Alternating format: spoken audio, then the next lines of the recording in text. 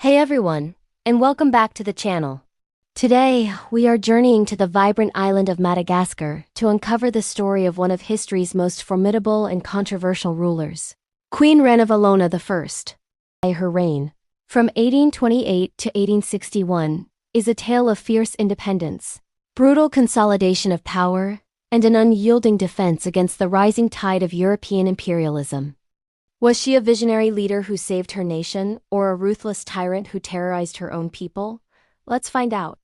Our story begins not with Ranavalona, but with a visionary king named Ranavalona I, who united the Merina kingdom. His son, Ranavalona I, took the throne and opened Madagascar to European influence. He welcomed British missionaries and advisors, signed treaties, and started modernizing the army and education system. He believed this was the best way to strengthen his kingdom. But not everyone agreed. Among the skeptics was his own wife, Ranavalona, a woman of noble lineage who would later be known as Ranavalona. She watched as foreign customs, religion, and political influence seeped into the court, and she grew deeply distrustful of these outsiders. In 1828, King Ranavalona I died under mysterious circumstances.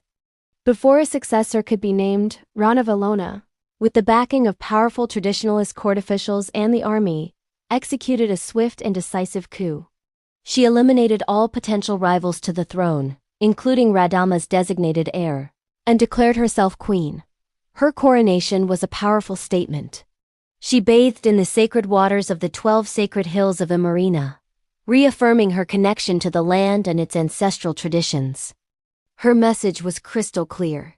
The era of foreign influence was over. Madagascar would forge its own path. One of Ranavalona's first major acts was to reverse Ranavalon's policies. She saw Christianity as a direct threat to the traditional Malagasy religion and the authority of the monarchy. In 1835, she issued an edict banning the practice of Christianity for her subjects. Public worship was forbidden, baptisms were outlawed, and anyone found with a Bible faced severe punishment. This marked the beginning of a period of intense persecution known as the Time of the Breaking of the Spears. Malagasy Christians were forced to choose between their faith and their queen.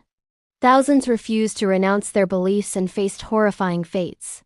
They were thrown off cliffs, boiled alive, or subjected to the infamous Tangina ordeal. What was the Tangina ordeal?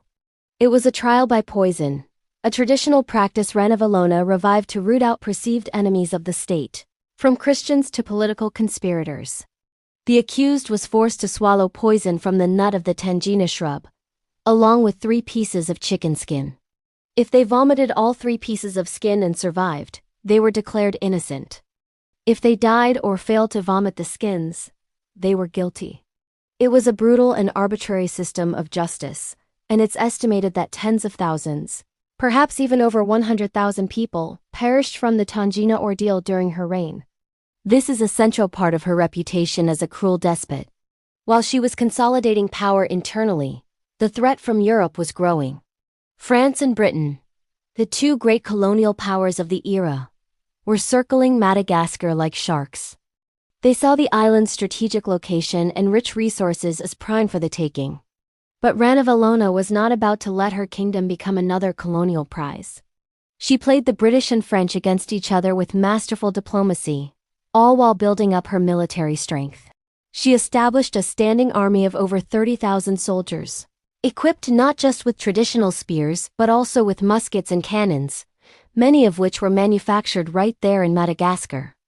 This brings us to one of the most remarkable aspects of her reign: industrial self-sufficiency. Cut off from European trade, Ranavalona turned inward. She enlisted a brilliant Frenchman named Jean Laborde, who had shipwrecked on the island. Though she was suspicious of foreigners, she recognized his talent. Under her patronage, Laborde established a massive industrial complex just outside the capital. This wasn't some small workshop. It was a full-blown industrial center that produced everything the kingdom needed: soap, cloth, tools, bricks, and most importantly, modern weapons. They manufactured guns, cannons, and gunpowder, allowing Madagascar to defend itself without relying on foreign suppliers. This incredible achievement showed that a non-European nation could industrialize on its own terms. The ultimate test of her military and industrial prowess came in 1845. A joint Anglo-French naval force, frustrated by her anti-European policies and trade restrictions, decided to force her hand. They sailed to the port of Tomasina and launched an attack, expecting an easy victory against what they considered a primitive army. They were in for a shock. Ranavalona's well-trained and well-equipped soldiers put up a fierce resistance. The European forces were repelled, suffering heavy casualties. In a final act of defiance, Ranavalona had the heads of the fallen European soldiers impaled on stakes along the beach as a warning to any other would-be invaders. The message was received. For the rest of her reign, there were no further major European military attempts to colonize Madagascar. She had won.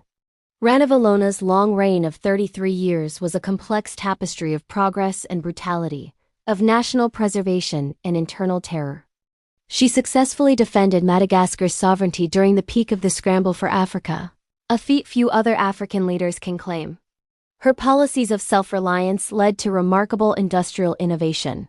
For these reasons, many in Madagascar today see her as a national heroine, a powerful symbol of resistance and independence.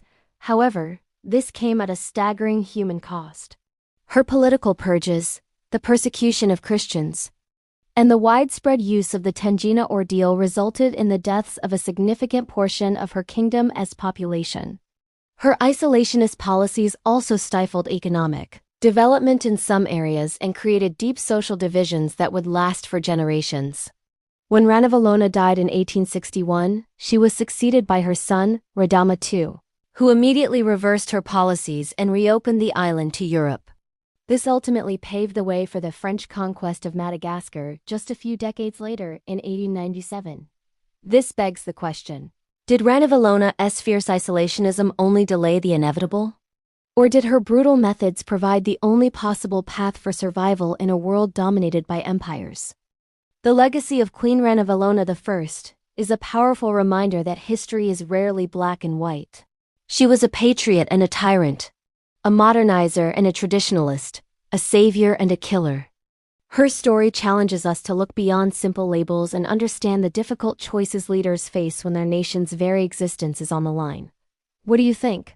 Was she a hero or a villain? Let me know your thoughts in the comments below. Thanks for watching.